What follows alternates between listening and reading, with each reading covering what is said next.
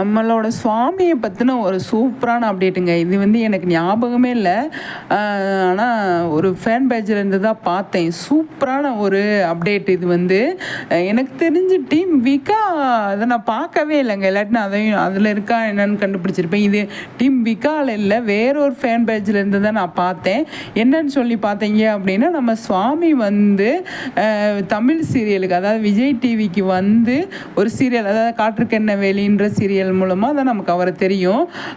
அப்போ வந்து அவர் வேற ஒரு ஆக்டரு, அவர் ரீப்ளேஸ்மெண்ட்டாக தான் வந்தார். வந்து பயங்கரமாக மக்கள் மனசில் ஒரு சூப்பரான இடத்த பிடிச்சாரு. அப்படியே தொடர்ந்து வந்து அவர் வந்து மகாநதியில் கேப்பே இல்லாமல் மகாநதியில் என்ட்ரி ஆகிட்டார். பயங்கரமாக ஃபேன்ஸ் வந்து அதிகமாக தான் ஆனாங்க அப்படின்னு சொல்லணும். இப்போ வந்து என்னன்னு சொல்லி பார்த்தீங்க அப்படின்னா, தமிழில் வந்து அவர் வந்து இன்ட்ரடியூஸ் ஆகி இன்னைக்கோட 4 வருஷம் ஆயிடுச்சான். ஃபேன்ஸ் தெரிக்க விடுறாங்க. சூப்பரில் 4 வருஷம் ஆயிடுச்சு அப்படின்னு சொல்லிட்டு ஃபேன்ஸ் வந்து சூப்பராக வந்து எடிட் பண்ணி போட்டிருந்தாங்க. சுவாமி பற்றி பார்க்குறதுக்கு அவ்வளோ நல்லா இருந்ததுங்க.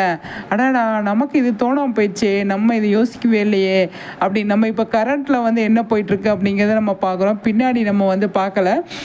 அவர் வந்து 4 வருஷம் ஆயிடுச்சு. தமிழுக்கு வந்து 4 வருஷம் ஆயிடுச்சு.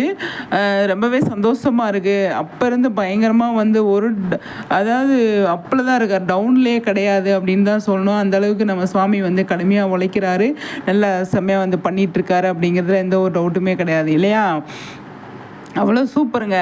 அதாவது ரீப்ளேஸ்மெண்ட்டுக்கு சூர்யா சாராக வந்து அவ்வளோ அழகாக வந்து அந்த ரோலை ப்ளே பண்ணியிருப்பார் அப்படின்னு தான் சொல்லணும் நம்ம சுவாமி.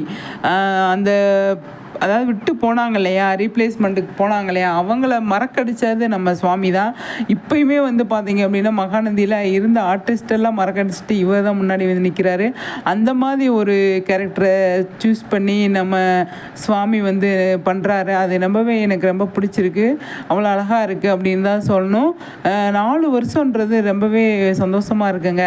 நம்ம சுவாமியோட ஃபேன்ஸ் வந்து அவ்வளோ அழகாக வந்து ஒவ்வொரு நாளும் ஒவ்வொரு விஷயத்தையும் அவ்வளோ அழகாக வந்து எடுத்து போட்டுட்ருக்காங்க. அதை பார்க்கும்போது நமக்குமே பயங்கர ஹாப்பியாக இருக்குது. ஃபேன் பேஜில் பார்த்த உடனே எனக்கு வந்து என்ன தோணுச்சு அப்படின்னா, அடடா நம்ம மிஸ் பண்ணிட்டோமே, நம்ம இதை ஃபஸ்ட்டு நமக்கு வந்து இது தோணாமல் போயிடுச்சு அப்படின்னு சொல்லி தோணுச்சு. உங்களுக்கு என்ன தோணுதுன்னு சொல்லிட்டு கமெண்ட்ஸில்